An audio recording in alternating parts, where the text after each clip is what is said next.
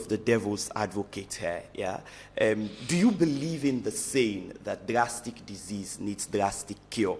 And in this circumstance, considering not just the economy of Sierra Leone, the global trend of, world financial systems and all, you know, feel, say, in we own case, it's just that kind of situation, they say, owing to the drasticness of the situation, government has to take drastic measures then for cushioning the effect.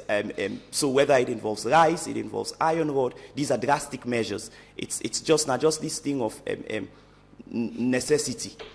Yeah, you made me remember the the statements issued by the former president, Dr. Ernest Bai Koroma, that during the Ebola crisis, he did say that extraordinary times or events requires extraordinary measures.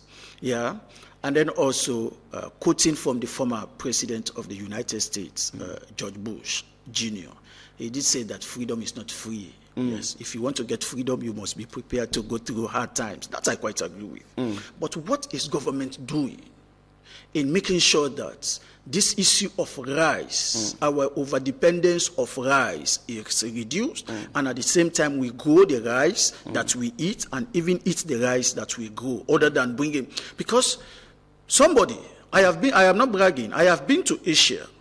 Most of the rice they send to Africa, their shelf life is as long as the world long. Yeah. So it means that the rice that is coming here is not as nutritious as it should be.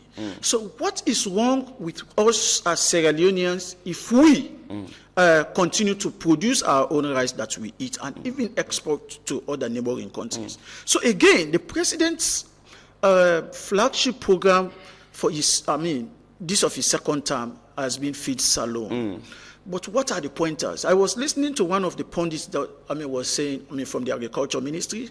I was saying we have a lot of mechanized, equipment in terms of combine harvesters, in terms of tractors, in terms of fertilizers, in terms of seedlings. A lot. He outlined a lot. Like I said, we have been going to the provinces. Those tractors. Don't talk about combine harvesters. In fact, because it is only when you grow the rice and, it reaches a time of harvest, then you talk of combine harvester. But let's talk about, tractors that does the plowing. Yeah?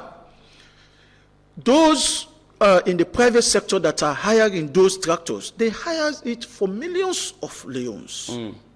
You will have to fill the tractor, you will have to pay the operator, you will have to pay for maintenance if at all it goes down. You have to show that's responsible, those costs.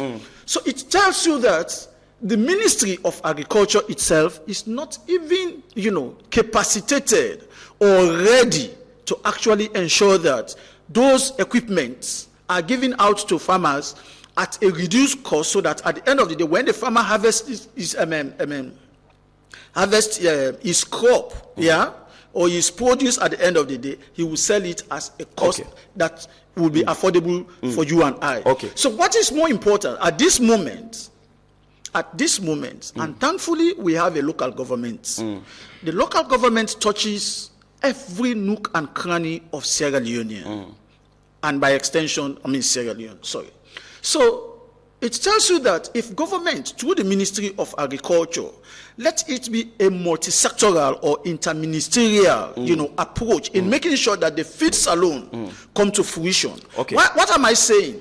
Those villages, let them empower the chiefdoms onto village levels, so that at the end of the day, each and every district embarks on the production of food that the soil is suitable enough to accommodate. Let's say for Kabbalah is known for its vegetable production based on the climate that is there. Pujehun is known for rice based on the climate there. Kailahun. So the agriculture ministry should be in a position to know that this area is suitable for the cultivation or growing of such and such food or vegetable or crop as the case may be.